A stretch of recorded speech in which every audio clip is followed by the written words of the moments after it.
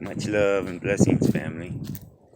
Jesse Tree here, reporting for duty, being called out.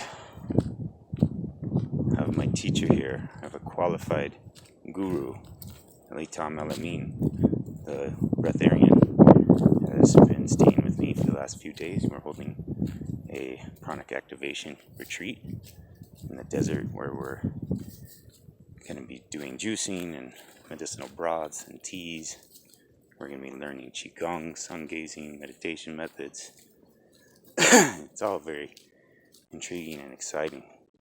And speaking with him and enjoying his gentle, free spirit.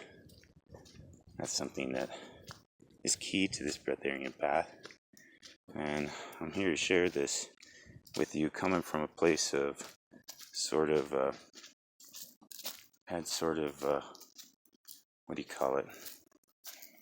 misgivings or reticence about sharing much about my breatharian thing, mainly because I needed the confidence first that this thing was real, and by experimenting with it and exploring it, and I can assure you it is indeed real. I'm living it. I haven't had a solid thing to eat in 3 days. I usually do about 90% liquid vegan diet, and maybe between 1 and 10% salty, crunchy seaweed chips. It's a little bit hard to put down in the context of a family. Everything, and sometimes I have a little bit of food, and that's what this breatharian thing is about. It's about not being hard on yourself. Actually, it's about being wonderful to yourself. It's about being so extra gentle and caring and giving yourself everything you need so that you can grow in your psyche, in your health, in your body. Moving through dietary choices, up through meditation, yoga, pranic practices like sun gazing and qigong. But really, those are all just supports. The thing itself is to let go of all of what Tom calls the accumulative body, which is essentially all the thought forms, all of the negative actions, all of the foods, anything you smoked, drank, shut up, what have you, in your life, has accumulated this body that you have now, all of your actions. And a lot of that accumulation can result in disease. There's also physical accumulation, like too much fats and meat and cheese and things that cause mucoid plaquing, make it difficult for the body to absorb, plug up the eliminatory channels, lymphatic channels. So it's really about clearing karmas, physical and otherwise, or skandhas. I forget the proper Sanskrit term there for in Ayurveda, but karma is associated with it. I know that because it's your actions. So this is where it dovetails. This is a health message. There's this whole segue of food, from denser foods to lighter foods to sunlight to prana, and you can't just jump anyway there. It's a long, slow, steady process. It takes years of self-cultivation to activate this thing. So what we're seeking to do this weekend is to inform you with tips, tools, and guidance from a person who actually has not eaten any food or had any drink for many years.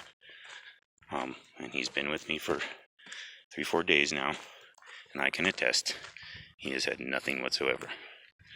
And this is just how he rolls. He's always energetic, he's always playful, and he's always kind. And that's part of the vibration of entraining this way. And the other thing is incorporating herbs, and so that's where my path has been. I've been so in love with the plant world, and I view us very much as like a plant, likened unto a plant. You know, there's so many, there's psycho-spiritual seeds, thoughts. There's the seed of your, seminal fluid or sexual fluid, and your cerebral spinal fluid that are all kind of mixed. Part of your, brain hormonal, I think they call it pituitary gonadal ganglion or something like that. So yeah, and that is like the root chakra. Your belly is where people are calling your gut your second brain now, because it has all this neural connections. It makes neurotransmitters. It's a brain, and just like a retreat, there's a reflection of as above, so below. It's the whole alchemical thing.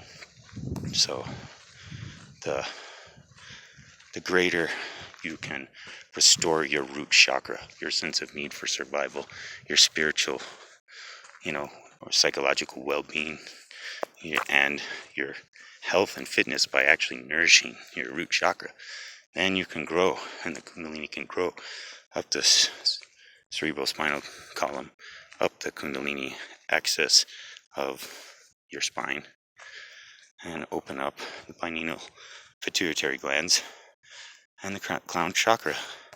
And enlightenment is a natural experience we're all entitled to, and is something that is actually supposed to be, I think, quite natural, as is breatharianism. I think there's this need. Someone asked this question about, why then do we have all these guts and stuff? It's like, I believe the first 50 years you're building your body, and you have to do that with physical, material food, or, to whatever extent is needed to build the body. After that, it becomes less necessary, it becomes more of a crutch, something that you have emotional attachments to, something that, something from grandma's cooking, or something from, what have you. But this thing of pranic living is clearing away your attachments to that, so you can live in a greater state of freedom. Not because it's bad, not because, there's no, value attached in nature. Things that we view as good and bad is just our judgment. But you're entitled to your judgment, and the things that make you feel good, you should chase and do. And this is what makes me feel good. So I felt the need to come online, talk about this in my heart with nature and with plants. Look here, I'm in the gorgeous forest right now. I was going to share some plants with you. This is, of course, red raspberry. And